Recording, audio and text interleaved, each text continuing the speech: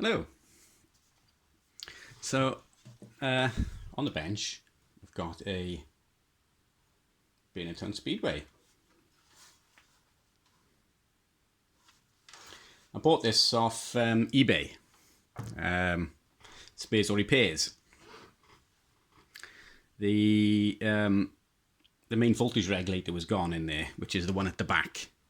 As the radio's upside down, it's at the back by here. And there was no voltage going to the PLL, so there was no channels or anything. It wouldn't key up or anything at all.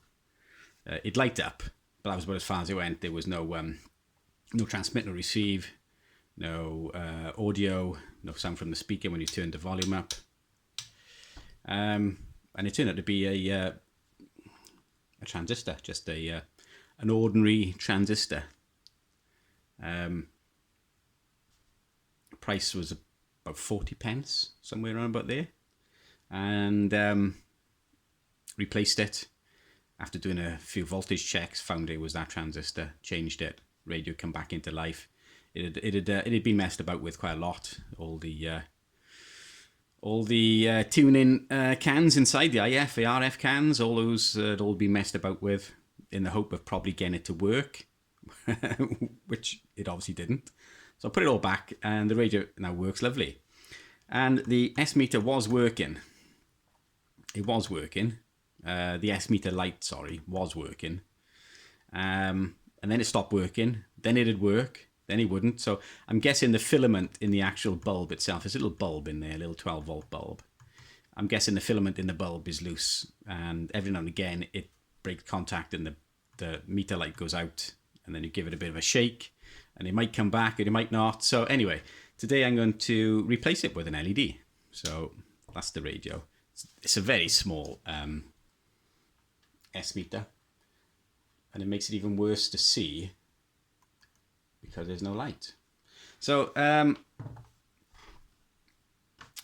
the actual radio itself is the same as the York 863, the Rotel 240, the Rotel 230, the Harrier CB, the York 861, the Cybernet, all those. It's the PTBM 134 chassis.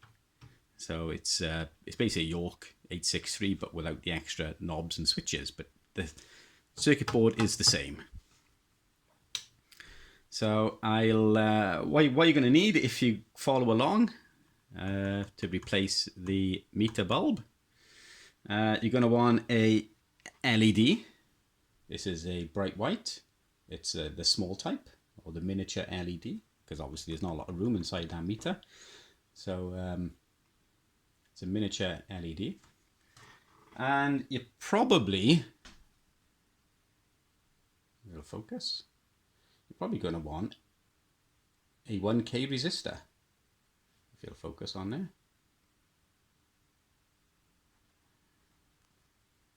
I think it's going to. There we go. So it's a 1K resistor. It's brown, black, red, gold. So the brown, black, red is the actual value. The gold is the tolerance. So brown, black, red is 1K, or 1000 ohms. So you're going to want a 1000 ohm resistor, assuming the radio is 12 volts. Assuming the S-meter bulb that's already in it is 12 volts. I've not checked it, but generally they are. So I'll take the, and you're also going to want a multimeter of some type to do a voltage check. So I'll take the cases off and I'll be back. So I've got the cases off. Let me move the camera down a tad. So I've got the cases off. So that, yeah, it's out altogether now. So it was Q16, which is the transistor just at the top of that inductor. This white plastic block is an inductor. There we go. And just at the top there is a transistor. So that was the voltage regulator transistor. This Q16, or transistor 16, on the circuit board. and that was the transistor that was gone, which is the voltage regulator. So the PLL had been changed, so I've cleaned it all up. Someone had changed the PLL thinking that it was the PLL was gone. It wasn't. And it was a bit messy. The soldering was a bit poor. So I've cleaned it up, and I've redone the soldering, and I've cleaned up the flux. So that was the transistor, which I replaced. That one there. You can see it. Let's have a look. These are the three legs, there, there, and there. So that was the one that was gone. The radio was basically dead. All it did was lit up. So if you get the same problem, check the voltage on that transistor first. It supplies the voltage for the PLL. So the PLL is the channel chip, which is there. Phase lock loop. As you can see, someone had messed with the VCO and everything, so I've reset it all. I've not waxed it over again. There isn't any point really. But the radio itself is in real nice condition. Real nice condition. This was the very first FMCB I ever had. Not this particular one, but this particular model was the very first FMCB I had, and I'd had it a good few years, and I don't know, I traded it up for something which I can't remember. So, and I wanted a nice one just for the collection again. So, and this one came along. It was in real nice condition, but it didn't work. A lot of them I've seen have been pretty poor condition, but this one is really nice, and it's got the original microphone as well. And I think I gave something like 35 quid for it, plus postage. Non-working, but I went on the condition. As you can see, the condition is really nice. And it turned out the circuit board is really nice too. It's had no real work other than someone had messed about with the PLL, but it did clean up. It did clean up pretty good. So this is the audio IC. This is the demodulator, the IC that demodulates the FM. That's the PLL. So turn it over on this side, so you can see the AN240, which is the demodulated IC. The audio amplifier, so if sound stops, you don't get any sound out the speaker or anything. Then it's this one. You've got no channels at all. It's probably the PLL or the voltage around there. That's the VCO. That's the main power transistor. And you can see the filter circuitry here. So that's basically it. It's a basic radio. It's basically the same chassis as the York 863, just minus the extra controls, really, which really didn't make any difference to me. So I just wanted one because it was my very first FM radio. So anyway, the meter is out. Meter light is out. So we're going to need to unplug it. We can pull it out. There's a little rubber grommet, and if you give it a bit of a pull, it'll pull out of the rubber grommet. You can see the bulb has gone black. So I'm going to cut the leads right up close, strip the wires, test the voltage. I also want to see which is plus and minus. I'm assuming red is positive, white is negative, but you can't always assume.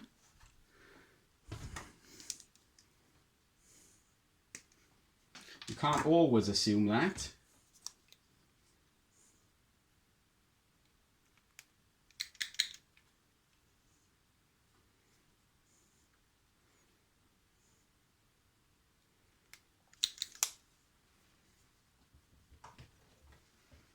Okay, and we'll tin the wires.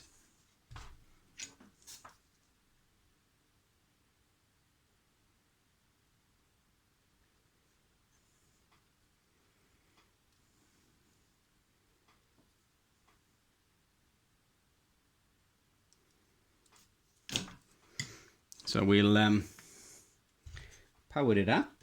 We pop the wires through the chassis out of the way so they don't touch the chassis in any way.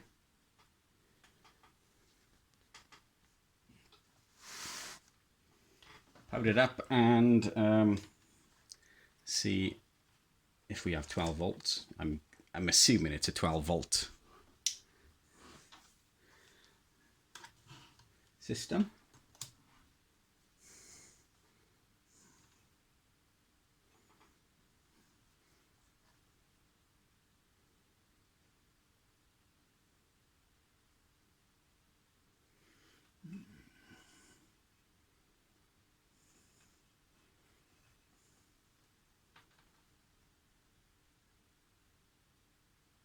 .7. Okay, just see it there. Well, 13.68 volts. So it's basically supply voltage, I'm assuming. 13 point.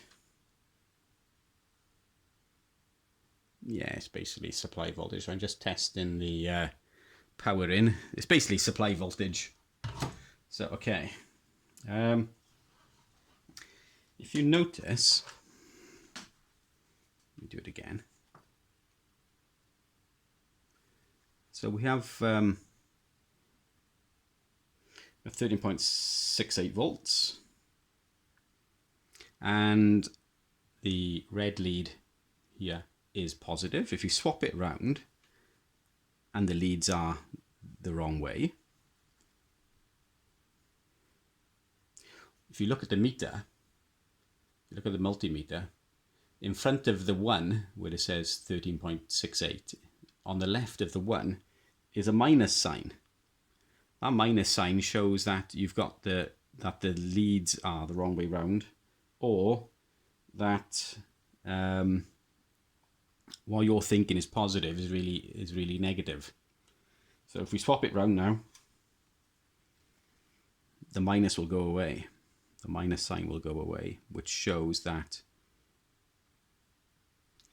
this lead, this red lead here, is actually positive. It could be black, it could be red, it could be purple, it could be any other color.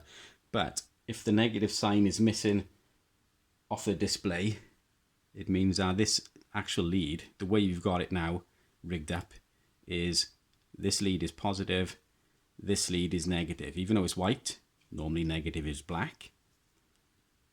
This is actually negative, and this is positive, because the minus sign is missing from there. If I swap it round, this will show that it's the opposite way round.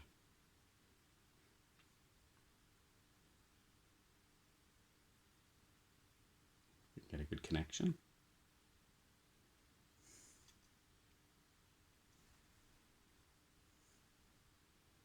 There we go.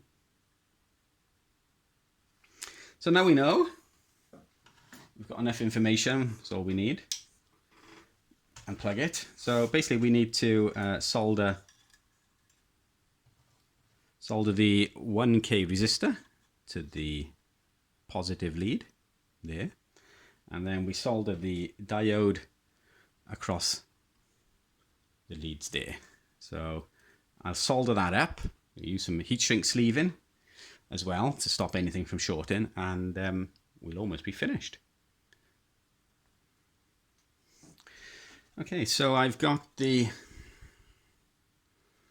LED wired up.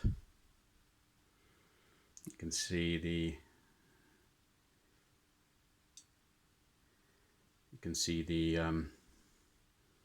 diode here. Get focus. You can see the resistor. Roughly for 12 or 13 volts. If you have 12 or 13 volts, go into the meter bulb. A 1K will do. I mean, there's a bit of maths involved if you wanted to work it out perfectly. But generally, if you want to run an LED of 12 volts, then a 1K resistor is good enough. That just limits the current. You can't connect a LED directly to 12 volts. You just blow the LED. It needs a current limiting resistor in line. And 1K, brown, black, red, is a good rule of thumb. That will do the job. So an LED, unlike a bulb, is polarized, which means it's got to go around the one way. It can only go around one way. And if you see inside this LED here, if you see inside that LED there,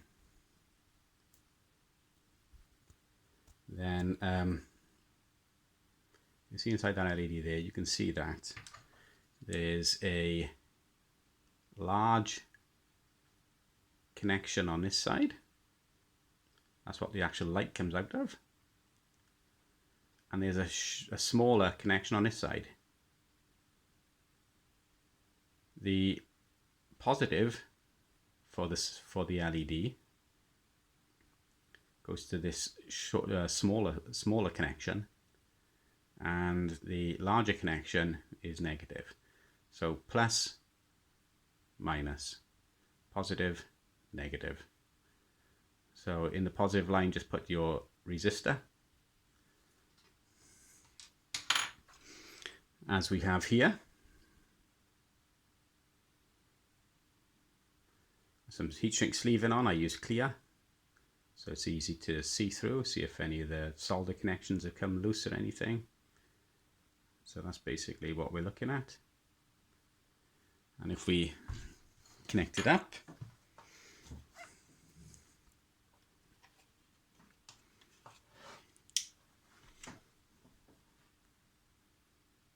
there we go. So you can see it's on. So let's just pop it in place and see what we've got. There we go. We turn the lamp out.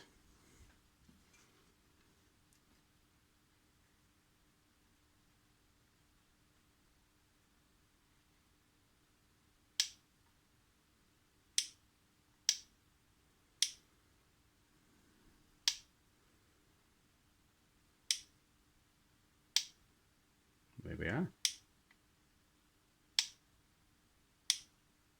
Job done.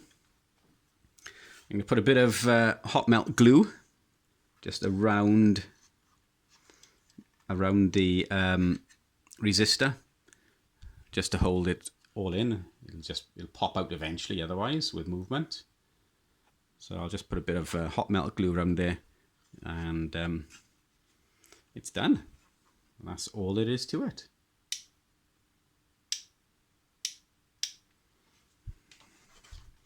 Thanks for watching.